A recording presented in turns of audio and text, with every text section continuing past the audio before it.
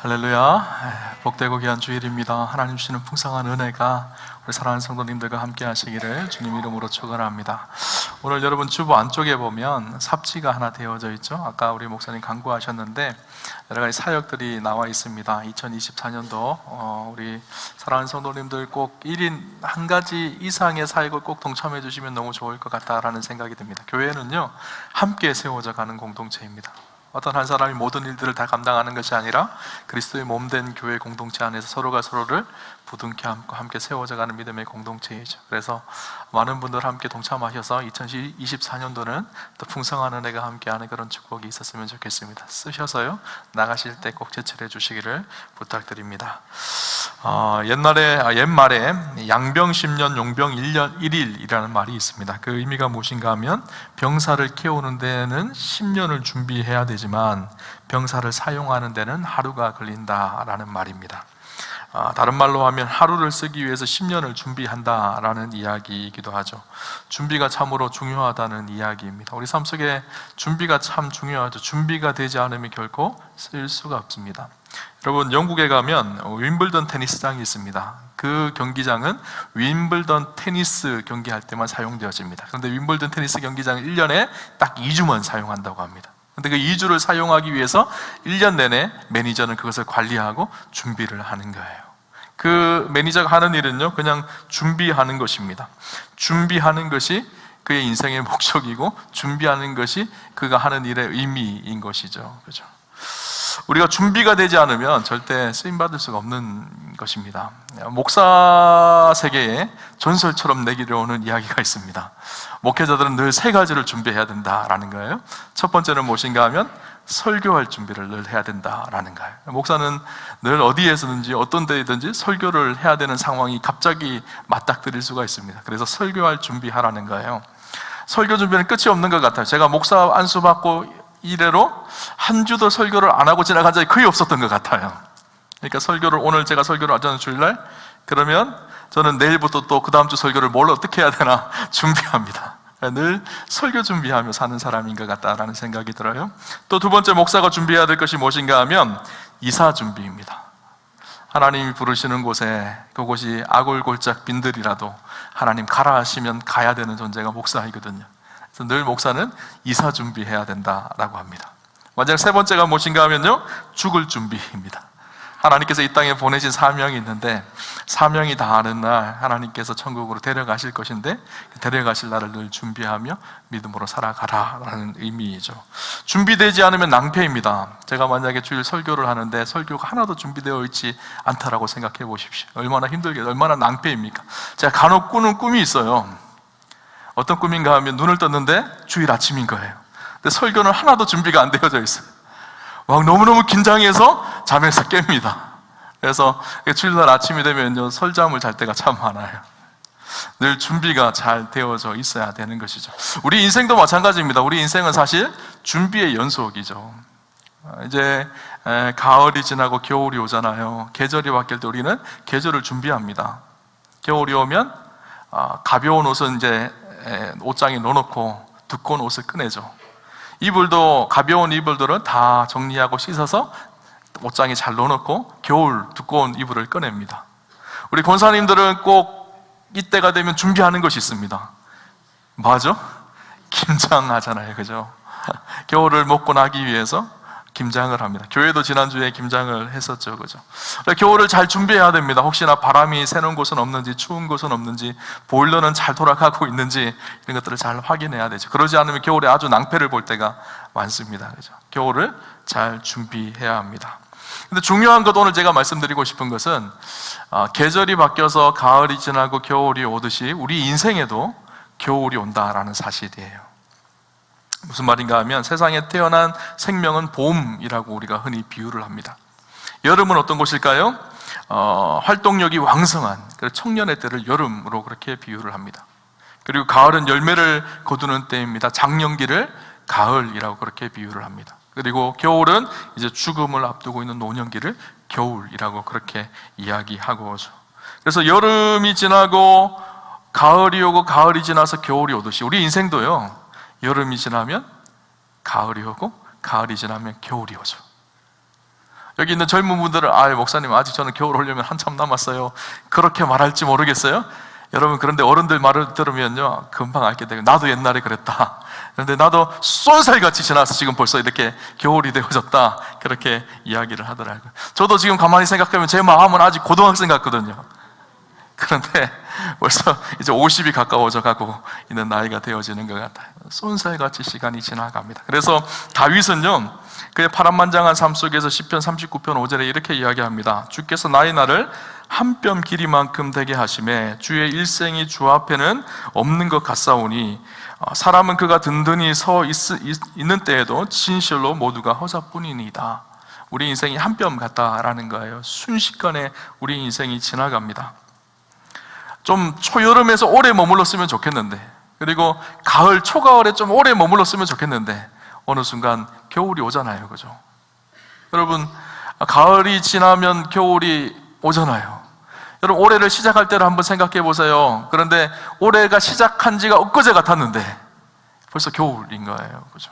우리 인생도 그렇습니다. 시편 89편 47절에 보면 시편 기자는 이렇게 얘기합니다. 나의 때가 얼마나 짧은지 기억하소서. 주께서 모든 사람을 어찌 그리 허무하게 창조하셨는지요. 세월을 보면요 우리 인생이 너무너무 허무하다 하는 거예요.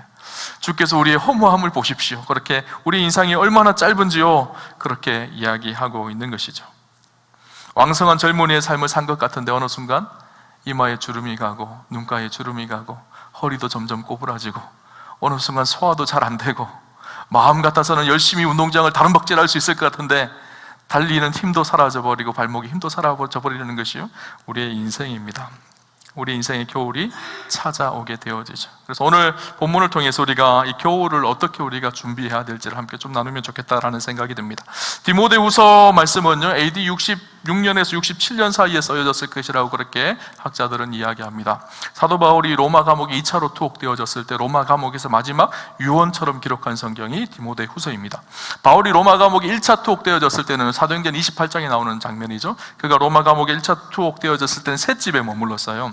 셋집이라는 것은 지금 말로 하면 좀 가택연금 같은 것이거든요. 집안에 머물면서 사람들이 왕래할 수 있게 그렇게 머물러 있었습니다. 근데 2차 투옥 때는요 이 로마 감옥이 3단계로 되어져 있는데 가장 지하 깊숙한 곳에 가장 힘들고 어려운 곳이 이 오늘 바울이 2차 투옥 때에 머무는 곳입니다. 너무너무 춥고 습하고 너무너무 고통스러운 감옥에 손발에 착고가 차여지고 그렇고 힘들고 어려운 순간이었었어요. 근데 이제 겨울까지 찾아오기 시작한 거예요. 그러니까 몸도 힘들고 얼마나 힘들었을까요? 그런데 눈에 보이는 계절의 겨울이 올 뿐만 아니라 자기 인생의 노년이 되어져서 이제 노사도가 되어진 사도 바울에게 죽음이라는 겨울이 눈앞에 다가온 거예요. 이제 곧 순교당할 것을 사도 바울은 직감하게 되어집니다. 그래서 오늘 디모데후서를 썼는데 디모데후서를 대필로 씁니다. 대필로 썼다는 것은 이제 편지를 쓸 힘조차도 바울에게 없었던 것 같아요. 그래서 마지막 죽음을 앞두고 있는 사도 바울이 쓴 편지가요 디모데후서입니다. 디모데후서 4장 6절에 보면요 바울이 이런 고백을 해요. 전제와 같이 내가 벌써 부어지고 나의 떠날 시각이 가까웠노라, 그렇게 이야기합니다. 전제는요 구약의 제사, 희생제물에 드리는 제사 중에 하나였는데 이 제사는 굉장히 긴 제사입니다. 순서마다 엄중한 절차들이 있어요. 그리고 그 순서의 마지막이 무엇인가 하면요 전제가 끝나게 되어지면 성전 뒷문이 열리고 제사장이 나와서 그 제물에게 포도주를 부음으로 인해서 그 제사가 끝나요. 오늘 사도 바울이 뭐라고 얘기하죠? 전제와 같이 내가 벌써 부어졌다. 이 말은 무슨 말일까요? 이제 내 인생이 전제와 같은데, 하나님 앞에 드리는 희생제물과 같은데, 자기의 인생이 예수를 믿고 변화되어져서 복음을 전하며 그렇게 자기 인생을 산제물로 그렇게 지금까지 들여왔는데 전제에 마치 포도주가 부어져서 전제가 끝나는 것처럼 내 인생도 하나님께서 이제 떠나게 되어지는 마지막 그때가 되어졌다, 그렇게 이야기하고 있는 거예요. 떠날 시간이 가까웠다라는 거예요. 여기서 가까웠다라는 말이에요. 영어 성경을 보니까 has come 이렇게 돼 있더라고요. 이 말은 아주 가까이 왔다, 임박했다라는 말이에요. 바울은 자기의 죽음을 직감하고 마지막 그 임박한 그 상황 속에서 오늘 디모데후서의 편지를 씁니다. 그러면서 오늘 21절에 뭐라고 하는가 하면 너는 겨울 전에 어서 와라. 이제 겨울이 찾아왔는데 이 겨울 전에 나에게 좀 빨리 와달라, 디모데에게 부탁을 하고 있어요. 바울이 디모데에게 이렇게 부탁을 하는, 디모데가 지금 머물고 있는 곳이 어딘가 하면요 디모데는 에베소의 목회자였거든요. 에베소에서 목회를 하고 있는 디모데에게 지금 빨리 로마로 와달라라는 거거든요. 에베소에서 로마까지 거리는 상당한 거리였습니다. 당시에 지중해를 통과해서 배를 타고 올라가야 되는 거리였는데, 당시에 겨울에 지중해를 배 타고 통과한다는 것은 쉬운 일이 아니었었어요. 상당한 거리도 있었고, 그 지중해 바다가 겨울이 되면 굉장히 무섭습니다. 사도 바울도 로마로 호송되어질 때 유라굴로라는 광풍을 만나서 굉장히 곤혹을 치렀거든요. 그런 어려움이 있지만 그럼에도 불구하고 사도 바울은 자신의 죽음 앞에서 마지막 디모데를 보고 싶었고, 또 마지막 자기의 인생의 겨울을 마지막 준비하고 싶었던 거예요. 바울은 지금 두 가지 겨울을 만나고 있는 거예요. 첫 번째는 계절의 겨울, 또 한 가지는 자기 인생의 마지막 하나님 앞에 부름받는 그 겨울, 그 겨울을 맞이하면서 디모데에게 좀 빨리 와달라. 그 의미 속에는 지금 나의 인생의 겨울을 준비하고 싶다, 네가 와서, 그렇게 표현하고 있죠. 오늘 바울이 자기 인생의 겨울을 어떻게 준비하는지를 보면서 우리의 인생의 겨울을 우리가 어떻게 준비해야 되는지 좀 함께 나누면 좋겠다라는 생각이 듭니다. 오늘 본문에 보면 여러 명의 이름이 나옵니다. 첫 번째 데마는요, 세상이 좋아서 바울을 떠났습니다. 다른 이름들도 쭉 나오죠. 그런데 11절을 보면 이렇게 기록합니다. 누가만 나와 함께 있느니라. 아마 이 바울이 굉장히 외로웠던 것 같아요. 자기의 동역자인 누가만 지금 자기 옆에 자기를 지켜주고 있는 것 같습니다. 그러면서 디모데에게 이렇게 얘기합니다. 내가 올 때에 마가를 데리고 오라. 그가 나의 일에 유익하니라. 디모데야, 네가 좀 올 때 마가를 좀 데리고 왔었으면 좋겠어. 그가 내 인생에 굉장히 유익한 인생이야. 그렇게 이야기를 하고 있죠. 왜 마가를 데리고 오라고 했을까요? 많은 바울의 동역자들이 많은데 왜 하필이면 마가일까요? 마가와 바울의 관계를 우리가 좀 잘 알아야 합니다. 마가와 바울의 관계는 좀 독특성이 있어요. 사도행전 13장 13절에 보면요, 어떤 일이 있었는가 이렇게 기록합니다. 바울과 및 동행하는 사람들이 바보에서 배 타고 밤빌리아에 있는 버가에 이르니 요한은 그들에게서 떠나 예루살렘으로 돌아가고. 무슨 말인가 하면요, 바울과 바나바가 수리아 안디옥교에서 선교사로 파송을 받고 1차 전도여행을 떠납니다.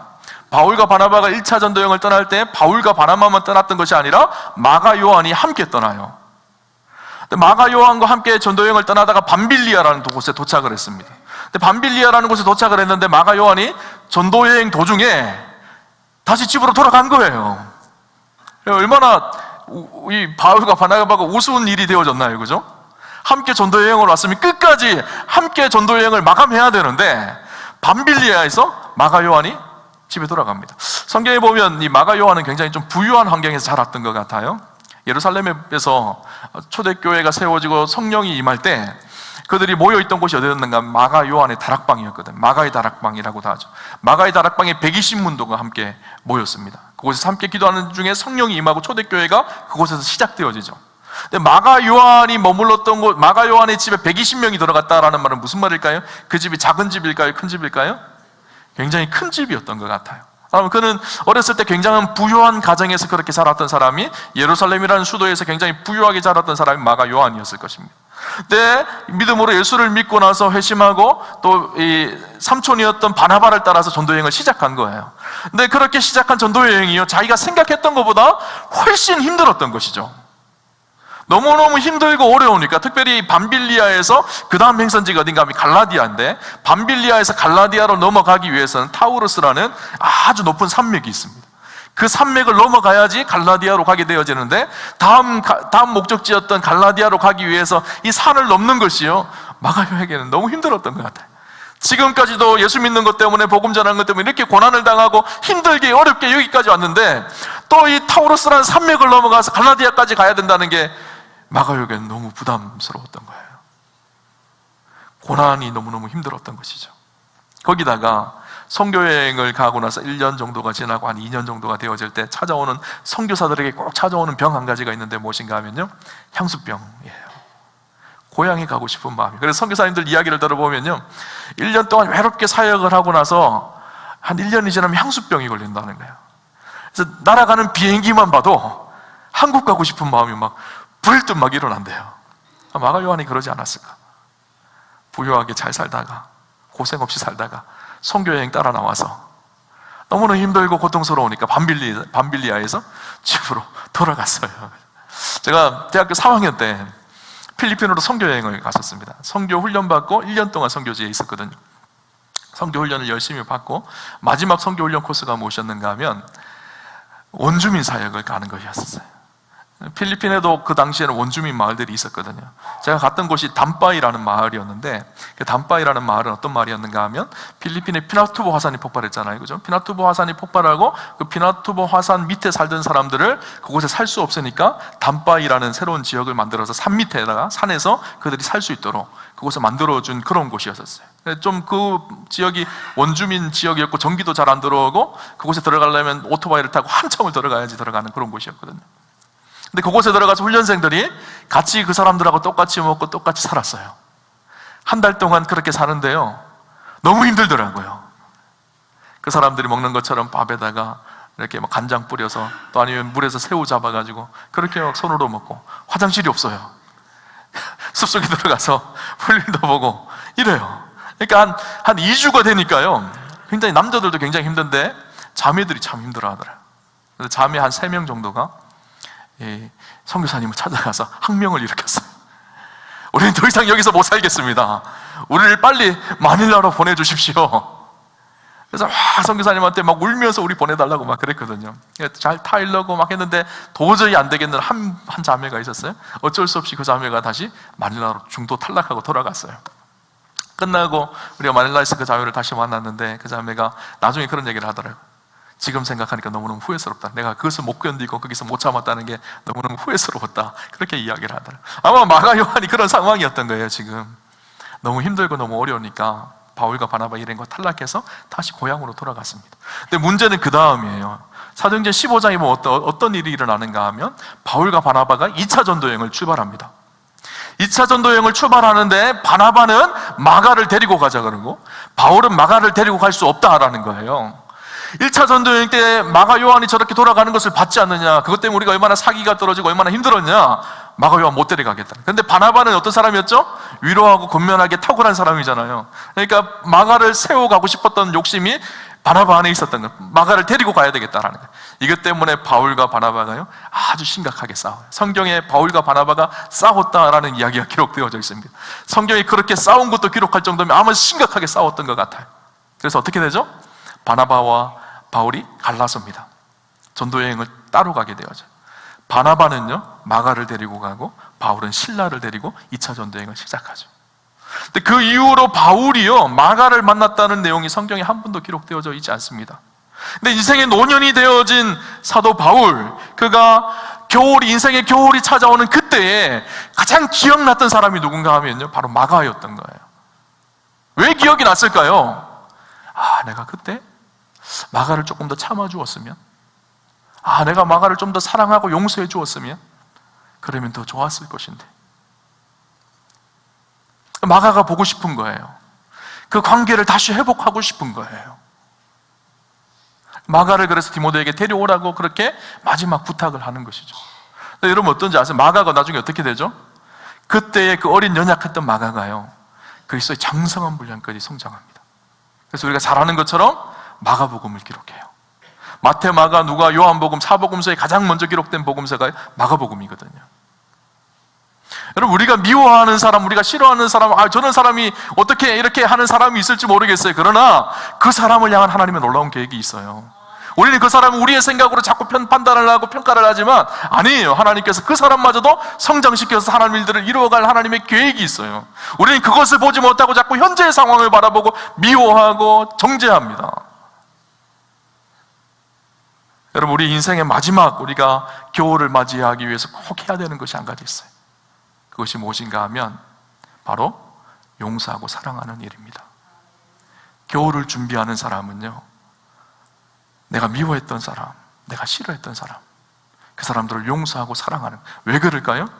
하나님 앞에 섰을 때 남는 것은요 사랑하고 용서한 것밖에 남지 않거든요. 내가 얼마나 부자 됐고, 내 인생이 얼마나 성공했고, 내가 얼마나 좋은 집에 살고, 얼마나 좋은 차를 타고 다니고, 이것은 하나님 앞에 하나도 기억되지 않아요. 그걸 하나님 앞에 기억된 것은요 이 사람이 얼마나 사랑의 사람이었는지, 이 사람이 얼마나 용서의 사람이었는지, 얼마나 용납하고 사람을 품고 살았던 사람인지, 그것만 하나님 앞에 기억되는 거예요. 베드로가 예수님께 물었습니다. 예수님, 제가 미워하는 저 사람 몇 번 용서해야 되나? 7번 용서하면 되나요? 그래 예수님 뭐라 그러죠? 70번씩 7번 하라는 거예요. 몇 번이죠? 70번씩 7번이면? 7, 7에 49, 490번! 그러면 490번 용서하고 491번째는 용서 안 하면 되겠네요? 이 말일까요? 7은요, 이스라엘 완전수이거든요. 끝까지 용서하라는 거예요. 왜 그럴까요? 우리가 그런 용서를 받았기 때문에, 우리가 그런 사랑을 받았기 때문에. 그래서 요한 1서에 사도 요한은 뭐라고 얘기하는가 하면 이렇게 얘기합니다. 사랑은 여기 있으니 우리가 하나님을 사랑한 것이 아니요 하나님 우리를 사랑하사 우리 죄를 속하기 위하여 화목제물로 그 아들을 보내셨음이니라. 사랑하는 자들아, 우리가 서로 사랑하는 것이 어떻다고요? 마땅하도다.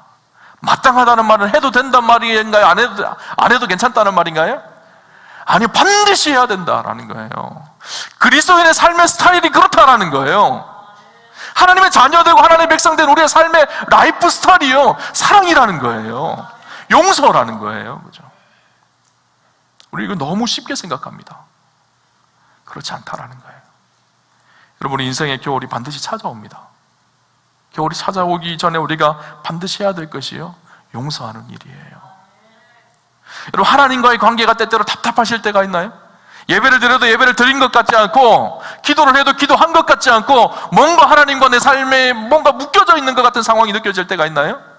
그때 점검해야 될 것이 무엇인가 하면요, 사람과의 관계예요.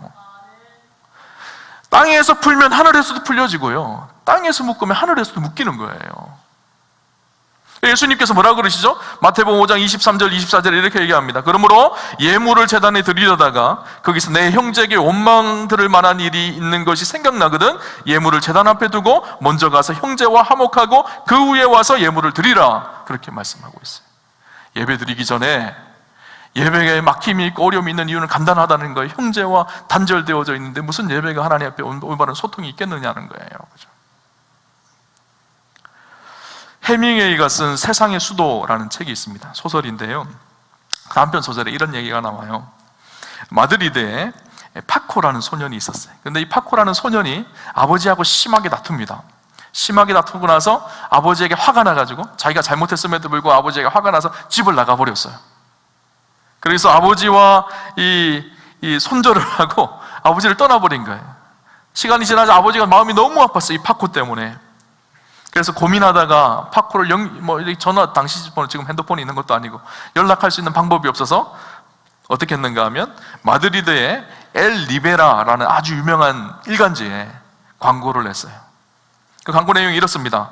다른 내용이 아니라 큰 글씨로, 파코야, 화요일 정오에 몬테나 호텔에서 만나자. 다 용서했다, 아빠가. 그렇게 일간지에 광고를 낸 거예요. 그래서 사랑하는 아들 파코가 이 일간지의 광고를 보고 그날 몬테나 호텔로 꼭 와주기를 바라는 마음으로 아버지가 광고를 냈어요. 그래서 화요일이 되어졌어요. 그런데 놀라운 일이 일어납니다. 그 몬테나 호텔에요, 파코라는 이름을 가진 800명의 사람들이 찾아와요. 이 파코라는 이름이 어떤 이름인가 하면 프란체스코라는 이름의 닉네임처럼 불려지는 이름이 파코인데, 우리나라로 따지면 철수 영희 같은 이름이에요. 그러니까 파코라는 이름의 사람들, 아버지로부터 용서를 갈망했던 사람들이 수두룩하게 많았다는 거예요. 800명이 찾아왔다는 거예요. 우리 시대도 마찬가지라는 생각이 들어요. 수많은 사람들이요, 용서를 갈망합니다. 우리의 용서를 기다리고 있어요. 혹시나 우리의 인생에 파코가 있습니까? 아니, 다 있을 거예요. 아버지의 마음으로요, 파코를 용서하시기 바랍니다. 하나님 앞에 기억 남는 것이 그것이에요. 하나님 앞에 서기 전에 여러분, 이 관계를 잘 정리하셔야 돼요. 또 한 가지는 오늘 디모데에게 바울이 뭐라고 부탁하는가 하면요, 13절에 이렇게 얘기합니다. 내가 올 때에 내가 드로아 가부의 집에 둔 겉옷을 가지고 오고 또 책은 특별히 가죽 종이에 쓴 것을 가져오라, 그렇게 말씀합니다. 무엇을 가져오라고 하는가 하면 첫 번째, 겉옷을 가지고 오라 이야기합니다. 로마 감옥이 너무너무 추웠던 것 같아요. 지하 가장 깊은 곳에 너무너무 추워서 겨울이 오는 그 상황 속에 고통스러워하고 있는 이 바울이요, 옷 좀 갖다 달라고 그랬으면 좋겠어요. 너무너무 추웠던 것 같아요. 근데 겉옷의 의미는요, 단순히 춥다라는 의미만이 아닙니다. 중요한 영적인 의미가 담겨져 있는데요, 겉옷을 준다라는 말은요, 내 믿음을 성계하고 상속하고 전승한다라는 의미가 담겨져 있어요. 그래서 우리가 잘 아는 것처럼 엘리야가 엘리사에게 자기의 믿음을 개성하기 위해서 한 일이 무엇인가 하면 겉옷을 벗어서 엘리사에게 전해주었습니다.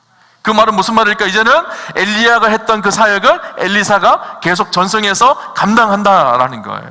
이 바울은요, 지금 디모데에게 겉옷을 갖다 달라 했다는 이 말은요, 지금 너무 춥기도 하지만 그 의미 속에는 바울의 영적인 아들이고 영적인 제자였던 디모데를 통해서 바울이 했던 사역을 다시 이양을 받는다라는 의미가 담겨져 있는 거예요. 우리가 겨울이 오면 해야 될 일이 한 가지 있습니다. 무엇인가 하면요, 믿음을 계승하는 일이에요. 믿음을 전승하는 일이에요. 여러분, 하나님 나라는요, 믿음의 계승을 통해서 지금까지 흘러왔어요. 기독교 역사 2000년은요 그냥 흘러온 것이 아니에요. 한 사람이 막 온 세상을 변화시킨 것이 아니라 한 사람 한 사람이 또 다른 충성된 사람을 세우고 그 충성된 사람이 또 다른 충성된 사람을 세운 거예요. 예수님이 12제자를 세우고 그 12제자들이 흩어져서 복음을 전하면 또 충성된 사람들을 세우고 그들이 또 다른 사람들을 세우고 그들이 또 다른 사람들을 세워서 2000년의 역사가 흘러왔거든요. 그리고 기독교 역사는 사실 제자훈련의 역사예요. 사람을 세워서 여기까지 오게 되어진 거예요. 디모데후서 2장 2절에 사도 바울이 디모데에게 이렇게 권면합니다. 또 내가 많은 증인 앞에서 내게 들은 바를 충성된 사람들에게 부탁하라. 그들이 또 다른 사람들을 가르칠 수 있으리라. 충성된 사람, 디모데야, 네가 충성된 사람들을 세워. 그러면 그 충성된 사람들이 또 충성된 사람들을 세울 거야. 그러면 그 충성된 사람이 또 다른 충성된 사람들을 세울 거야. 그렇게 기독교 역사는 흘러왔어요. 그 말은 무슨 말일까요? 저와 여러분도 갑자기 내가 믿음이 생겨서 이 자리에 있는 것이 아니라는 거예요. 누군가가 나를 위해서 기도하고 나를 품고 내가 믿음으로 설 수 있도록 나를 권면해주고 도와주고 섬겨줬던 믿음의 어머니, 믿음의 아버지 같은 사람이 있었다라는 거예요. 그 믿음의 아버지, 어머니 같은 사람은 어떤 사람일까요? 또 그 믿음의 아버지, 어머니 같은 사람을 세워줬던 믿음의 할아버지, 믿음의 할머니 같은 분이 있으셨다는 거예요. 그분들은 어떻게 그 위에 또 믿음의 정조 할머니, 믿음의 정조 할아버지 같은 분이 있었다라는 거예요. 그래서 계속 거꾸로 올라가면 어디까지 올라갈까요? 베드로까지 올라가고요, 바울까지 올라갈 거예요. 여러분은요, 가만히 여러분의 믿음의 개성을 따라 올라가면 어떤 사람은요 바울이 나올 거예요. 어떤 사람은요 막 따라 올라가면요 베드로가 나올 거예요. 또 어떤 사람은 막 따라 올라가면 요한이 나올 거예요. 우리 이 땅에 족보가 있잖아요, 그죠? 근데 저는 천국에 가면 아마 믿음의 개성이 어떻게 올라왔는지 믿음의 족보가 있을 것 같다는 생각이 들어요. 야, 베드로, 예수님께서 야, 너 베드로 나와. 그러면 베드로가 딱 나오면 그 베드로만 나오는 것이 아니라 베드로 뒤에 베드로를 통해서 믿음으로 변화되었던 수많은 사람들이 줄을 서서 쭉 나올 거예요. 그죠? 마치 여러분 감자를 뽑으면요, 감자를 쑥 뽑으면 어떻게 되죠? 밑에 있는 감자가 주렁주렁주렁 매달려서 쭉 빠져나오는 것처럼 믿음의 계보가 그렇게 있을 거예요. 그런데 한번 이런 생각을 해보셨나요?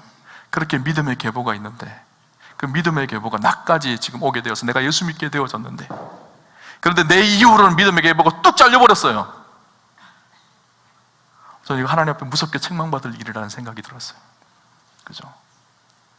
여러분, 우리가 예수 믿고 구원받지만 기억하실 것이 있어요? 종말론적인 책임이 누구나 다 있습니다.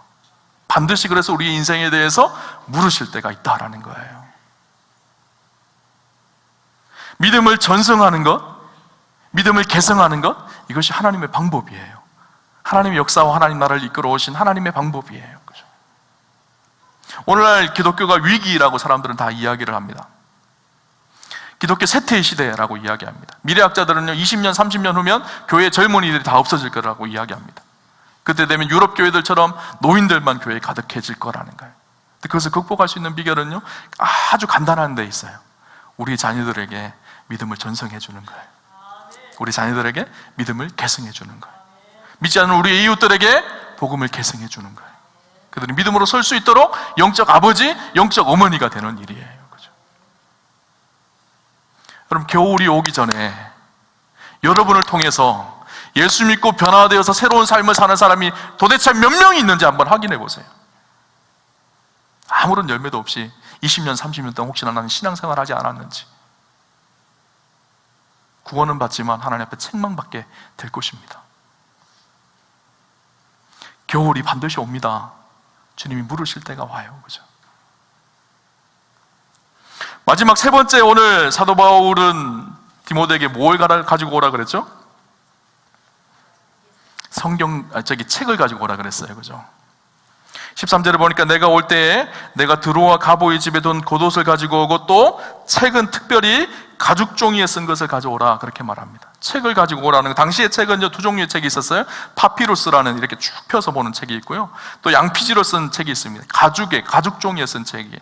주로 중요한 문서나 왕의 문서들은요 가죽 종이에 씁니다. 그래서 이것을 지워지지 않게 하기 위해서 가죽 종이에 썼죠. 그래서 사도 바울이 지금 디모데에게 가죽 종이에 쓴 것을 가지고 오라고 이야기합니다. 가죽 종이에 쓴 책이 어떤 책일까요? 성경은 오늘 구체적으로 말하고 있지 않지만 많은 학자들이 이야기하기를 바울이 쓴 성경들입니다. 바울은요, 그가 쓴 편지들이 다 성경이 되어졌거든요.